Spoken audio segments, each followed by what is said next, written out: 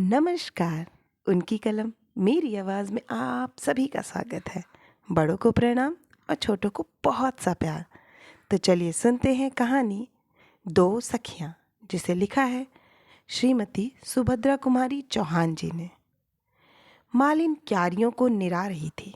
ऊपर से रघु ने आकर कहा, ऊपर जा बाई, साहब बुला रही हैं।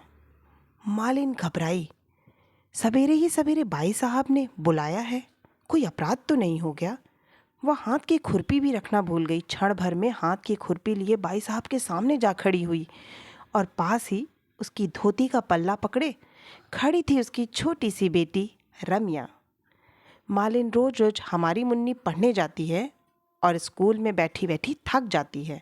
इधर तुम्हारी रम्या दिन भर घास खोदती है और बगीचे में मज़ा करती है। अब यह ना होगा, रम्या को भी पढ़ने जाना पड़ेगा। मालकिन का स्वर सुनते ही मालिन का भय जाता रहा।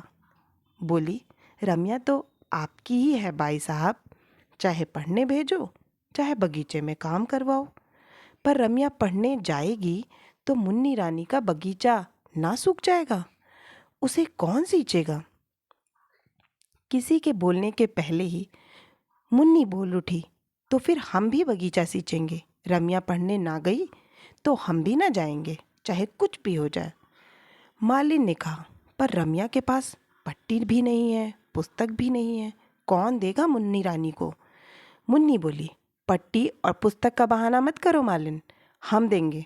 पर रम्या पढ़ने नहीं जाती तो हम भी नहीं जाते।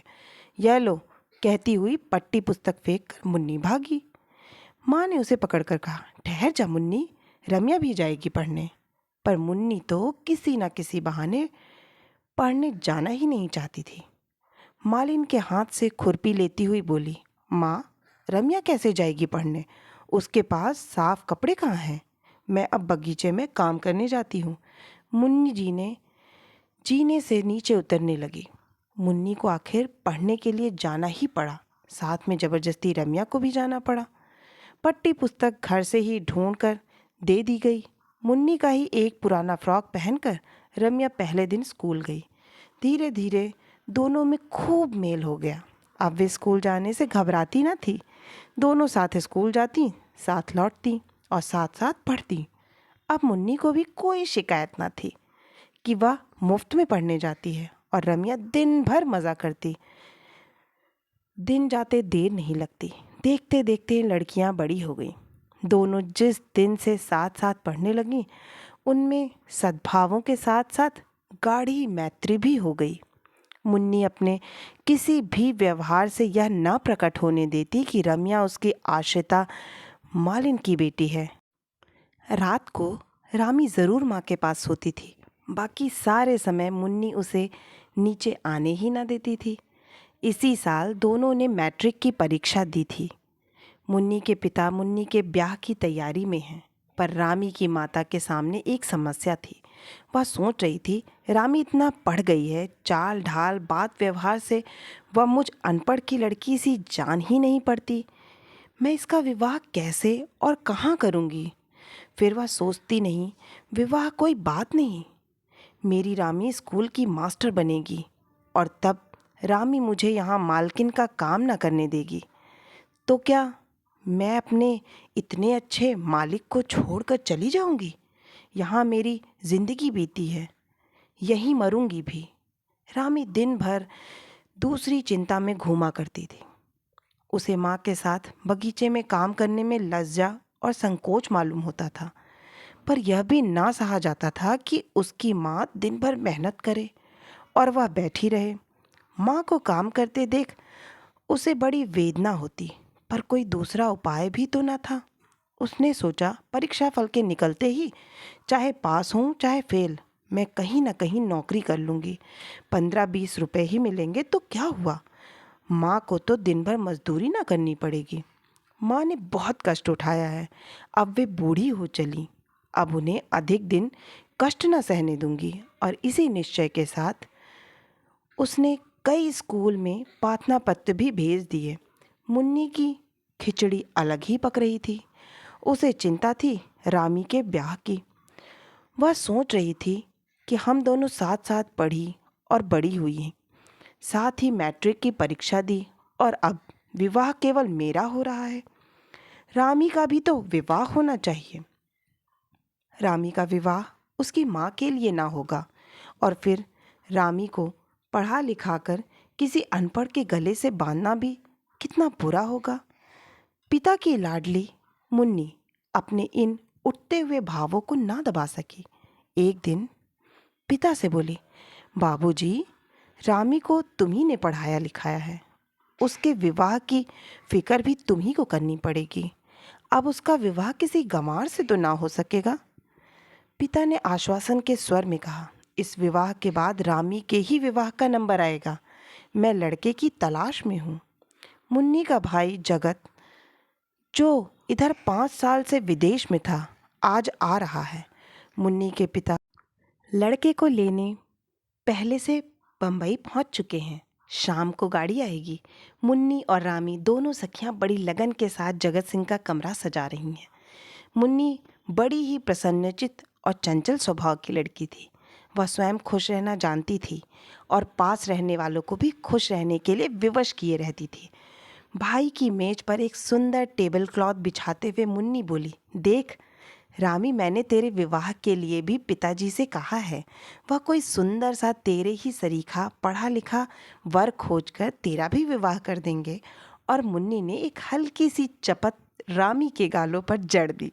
रामी उदासी में बोली, पर मैं तो विवाह करूंगी ही नहीं। मुन्नी हंसती हुई बोली, ऐसा तो मत बोल रामी, तुम मुझसे डरती नहीं। मैं कहीं मचल गई तो पिताजी को मेरे विवाह के पहले तेरा विवाह करना पड़ेगा। स्कूल जाने की बात भूल गई क्या? दोनों हंस पड़ी। अचानक श्रृंगार मेज के पास बड़े आईने में दोनों को अपना प्रतिबिंब दिख पड़ा। मुन्नी कुछ देर तक देखती रही, फिर बोली, रामी, मैं तुझसे गोरी हूँ, पर सुंदर तू ही मुझसे ज़्यादा है।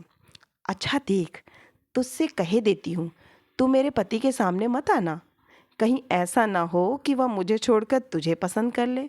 मुन्नी को एक धक्का देकर रामी बोली, अब तुम मेरा मजाक तो मत उड़ाओ। कहाँ तुम और कहाँ मैं, बहुत फ़र्क है। तुम मुझसे गोरी भी हो और सुंदर भी, पर फिर भी तुम घबराना मत। मैं तुम्हारे पति के सामने ना आऊँगी। तुम्हारे ऊपर उनका जो प्रेम होगा, उसके कण भर भी मैं ना लूँगी। अब खुश हुई? मुन्नी बोली, पर सुंदर मुझसे ज़्यादा तू ही है। मेरा दिल कहता है और यह दर्पण भी कहता है। जी चाहता है इसे तोड़ दूं। फिर कुछ ठहर कर बोली, अच्छा, भैया को आने दो। जिसे सुंदर कहेंगे बस वही सुंदर, ठीक है ना? और फिर चाहे बंदर को भी सुंदर कह दें। रामी ने कहा और एक फूलदान में फूल सजाने लगी। दोनों हाथ रामी की पीठ पर धम से पटकते हुए मुन्नी बोली, पर यहाँ बंदर कौन है, तू कि मैं? बोल ना। रामी ने कहा, न तुम न मैं, पर कहीं वे किसी तीसरे को ही सुंदर बता दें तो? जगत सिंह को लेने उनके पिता, मुन्नी और बहुत से लोग स्टेशन पहुँचे थे। घर आए। बहुत देर तक घर में चहल पहल मची रही। जगत कुछ अस्वस्थ था। सबसे विदा लेकर वह सोने के लिए अपने कमरे में आया। कपड़े उतारकर वह लेट गया। वह सचमुच थका हुआ था, किंतु एक ही मिनट के बाद आंधी के झोंके की तरह दोनों दरवाज़ों को फटाफट खोलती हुई पहुंची मुन्नी। एक हाथ से वह रामी को घसीटती हुई ला रही थी। वह बोली, भैया, सोने से पहले तुम्हें एक बात का फैसला करना है। सच सच कहना, मैं ज़्यादा सुंदर हूँ कि यह? जगत हंस पड़ा, बोला, मुन्नी, तू अभी तक निरी बच्ची ही है। जा, मुझे सोने दे, मैं थक गया हूँ। और वह करवट बदल कर सो गया। भैया, तुम अभी तक बड़े खराब हो, कहती हुई रूठकर मुन्नी चली गई। किंतु इसके बाद जगत सो न सका। उसके सामने रह रह कर शर्माई हुई रामी का चित्र आ जाता था। वह यही निर्णय ना कर सकता था कि यह लड़की कौन है। विवाह में दूर दूर के बहुत से संबंधी रिश्तेदार आए होंगे। मुमकिन है उन्हीं में से किसी की लड़की हो, पर इसे तो जगत ने कभी देखा है। चेहरा पहचाना हुआ सा लगता है। जिस बात का उत्तर वह मुन्नी को ना दे सका था, वही उत्तर बराबर उसके दिमाग में चक्कर काट रहा था। कितनी सुंदर लड़की है। सुबह 6 भी न बज पाए थे। मुन्नी के उधम के मारे जगत का सोना मुश्किल हो गया। जगत उठकर बैठ गया। मुन्नी से बोला, मुन्नी जरा गंभीर बनो बहन, अब तेरी शादी होने वाली है। जगत की दृष्टि दरवाजे की ओर गई। 2 सुकुमार पैर दरवाजे की ओट में ठिठक गए थे। मुन्नी ने जैसे जगत की बात सुनी ही ना, बोली, भैया देखो, रामी अब तुमसे शर्माती है, आती नहीं अंदर। वह देखो वहाँ खड़ी है। और एक बार भैया तुम्हें याद है ना, वह कितनी मचली कि तुम ही से शादी करेगी।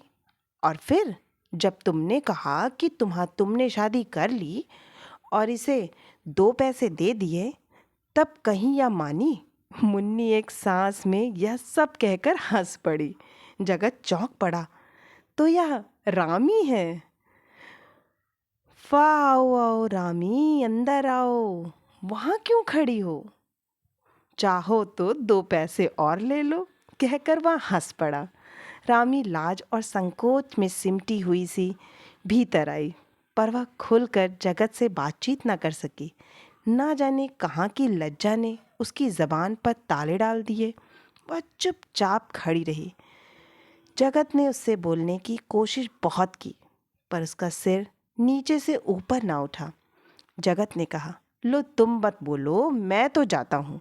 मुन्नी की समझ में ना आया कि आखिर जगत भैया से रामी इतना क्यों शर्माती है। उसने रूठ कर कहा, जा, तू बड़ी खराब है रामी, तूने मेरे जगत भैया का अपमान किया है। तू उनसे नहीं बोली, मैं भी तुमसे नहीं बोलूँगी। रामी ने नम्रता से कहा, नहीं बहन, मेरी अपमान करने की नीयत नहीं थी। तुमने छुटपन की ऐसी बात कह दी जिससे शर्म के मारे मैं मरी जा रही थी। फिर कैसे बोलती। और दोनों सखियों में उसी समय मेल भी हो गया। उसी दिन लड़कियों का रिजल्ट निकला। दोनों पास थीं। मुन्नी 2nd डिवीज़न और रामी 1st में। मुन्नी ने इससे कुछ बुरा ना माना। वह रामी के पास आकर उससे लिपट कर बोली, फदेख रामी, तू सभी बातों में मुझसे बढ़ती है। मैं 2nd में पास हुई, तू 1st में। यह ठीक नहीं, तुझे मेरे साथ साथ चलना चाहिए। रामी ने कहा, सभी बातों में नहीं बढ़ रही हूँ, विवाह तुम्हारा ही पहले हो रहा है। कौन जाने तू इसमें भी मुझसे आगे न बढ़ जाए, कहती हुई मुन्नी भाग गई। रामी जगत के कमरे से फूलदान लेकर बाहर आ रही थी कि इतने में ही वह वहाँ पहुँच गया। वह कई दिनों से रामी से एकांत में कुछ बात करना चाहता था। उसने रामी का हाथ पकड़कर अंदर खींच लिया। बोला, रामी ठहरो, मुझे तुमसे कुछ बातें करनी है। रामी घबरा गई। इधर उधर देखती हुई बोली, आप मेरा हाथ छोड़ दीजिए, कोई देख लेगा। जगत बोला, पर तुम ठहरोगी, जाओगी तो नहीं? रामी का स्वर कांप रहा था। वह बोली, ठहरूंगी, पर पहले आप मेरा हाथ छोड़ दीजिए। रामी का हाथ छोड़ जगत दरवाजे के पास रास्ता रोककर खड़ा हो गया और बोला, रामी, मेरे पास भूमिका बांधने का समय नहीं है। मैं तुमसे विवाह करना चाहता हूँ। तुम्हें स्वीकार है? रामी कांप उठी। उसने कहा, पर यह कैसे हो सकता है? मैं मालिन की लड़की हूँ और आप क्षत्रिय। फिक्र मत करो, मैं केवल तुम्हारी राय जानना चाहता हूँ। अब रामी कैसे बोले? सिर नीचा करके वह खड़ी रही, पर अनुभवहीन जगत क्या जाने कि यह मौन स्वीकृति का सूचक है।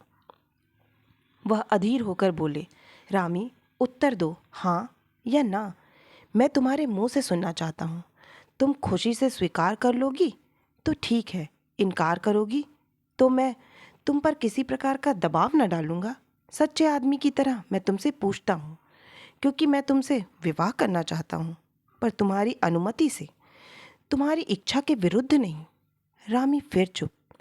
जगत से रहा न गया। उसने फिर रामी का हाथ पकड़ लिया और बोला, रामी, मेरा भविष्य तुम्हारे उत्तर पर निर्भर है। बोलो, तुम्हारी इच्छा के खिलाफ मैं तिल भर इधर से उधर न जाऊंगा। बोलो, तुम्हें स्वीकार है? मैं बहुत पहले ही स्वीकार कर चुकी हूँ, कहती हुई हाथ छुड़ाकर रामी भाग गई और सीधी जाकर अपनी माँ की खाट पर लेट गई। उसने मन ही मन कहा, रामी के चंडी ठाकुर, तुम ही रामी को भुला देते तो रामी का दुनिया में कौन रह जाता। जगत ने अपना निश्चय पिता से कहा। पिता के पास काफ़ी पैसा था, रुपयों का उन्हें लोभ ना था। फिर वे स्वयं रामी को बहुत चाहते थे। इस बात पर किसी को कुछ ऐतराज हुआ तो जगत की माँ को वे किसी बड़े आदमी से ही संबंध जोड़ना चाहती थी। एक मालिन की लड़की से ब्याह कर उनके दृष्टिकोण से समाज में उनकी प्रतिष्ठा बढ़ने की जगह कम हो जाएगी। पर उनकी कुछ न चली। एक ही मंडप में रामी का विवाह जगत से और मुन्नी का विवाह शांति स्वरूप से हो गया। आशा है कि आपको यह कहानी बहुत ही पसंद आई होगी। अगर पसंद आई है तो इसे लाइक करें, अपनों के साथ शेयर करें और हाँ, अगर आप इस चैनल पे नए हैं तो हमसे जुड़ना ना भूलें। फिर मिलती हूँ एक नई कहानी या कविता के साथ। तब तक के लिए आप सभी का सुनने के लिए बहुत बहुत धन्यवाद।